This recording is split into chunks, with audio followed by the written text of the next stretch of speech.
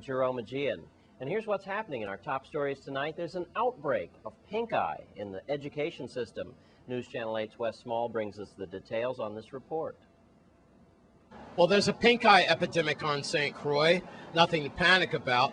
But let's go to the professional himself at Charles Harwood Hospital as he represents the Department of Health. He's an epidemiologist. It's Dr. Eugene Tull. Pink eye is an occurrence that happens every so often. It's nothing that is life-threatening. However, we're at a position in terms of the numbers of pink eye that are occurring where we're very concerned that it's spreading rapidly and a lot of people are going to get sick. So what we're trying to do is to, first of all, ascertain what the numbers are so that we can get a sense of how quickly it's spreading. And then secondly, we're trying to get a sense of what people out there are doing to prevent the disease from affecting them. And we're trying to get the word out that there are some simple measures that people can do to protect themselves from pink eye. Of course, simplest of all is washing your hands. Wash your hands very frequently. This goes for adults and for parents who have children. We expect that the parents will instruct their children to wash their hands. We know that pink eye occurs very often in kids who are in schools. And that's the case that's occurring right now in the Virgin Islands. So what we're trying to do is to reach out to schools and the teachers to get them into the habit of doing the things that will help to prevent the disease, making sure that their kids are washing their hands. If a child is suspected of having pink eye, they should be sent home. And I think the nurses in the schools right now are doing a very good job at that. But once the child is home, the parent should keep that child away from other children.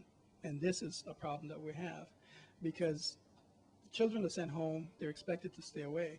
But the kids who are in school who don't have it, they go home, they play with those kids, and then it keeps spreading. So that leads to a rapid spread of disease, particularly in communities that are very close knit, like housing communities and so forth. Yes. So we're asking everyone who's out there, protect yourself. Wash your hands often wherever you go. Use hand sanitizers, those help to some degree. If you have pink eye in the home, your parent, if you want to try to keep it from spreading to your other kids or to you, then you want to make sure you wash the bed linen that the child sleeps on every day. Pillowcases, towels that the child uses.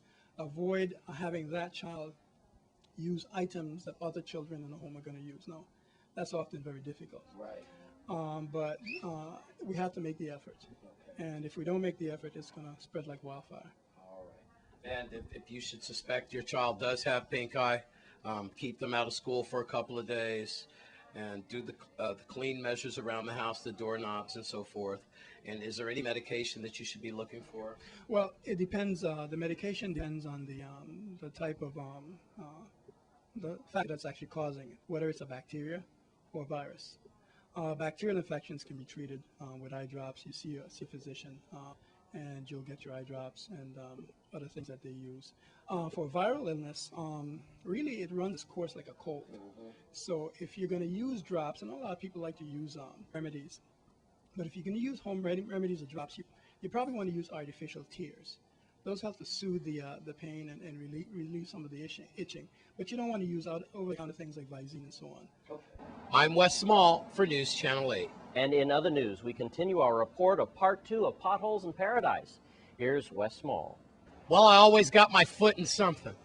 This time I got my foot in a Christenstead pothole downtown as we return to Potholes in Paradise Part 2. Go ahead. Y'all can come on by, no problem. Drivers are kind of laughing and smiling as they go by. Now, we've been in several areas of St. Croix, and we'd like to come to your neighborhood, too. Right now, we're like adjacent to the King Christian Hotel. As you can see, as my cameraman pans down there, you can see there's potholes coming all through where vehicles have to kind of maneuver their way through these nooks and crannies, as you will.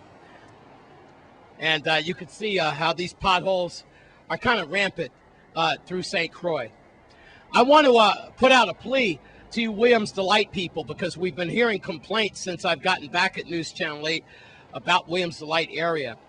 for Mother Niles and for the president of Williams Delight, need to get in contact with you because we're going to wrap this series up tomorrow, and I can't think of a better place to do it than Williams Delight. Sorry I couldn't get to all the neighborhoods, but let's face it, there's far too many potholes to just hit all of them. But one thing we can certainly tell you, to contact Public Works Commissioner Darrell Smalls, also Governor John DeYoung, and also your local senators. Because for our tax dollars, for the federal money that comes through here, for highway safety and like, we should not have to deal with what you're seeing here. Look at that. Look at this. This is ridiculous. And we're having to pay so much money for our tires, for our bearings, for our wheel alignments, and for traffic accidents. You saw Mrs. Benjamin's face last night. So 778-5008, extension 226, and I'm so sorry I couldn't get to all the areas. But here we are in downtown Christiansted, where potholes, they're just all over the place. Got my foot in everything. I'm Wes Small for News Channel 8.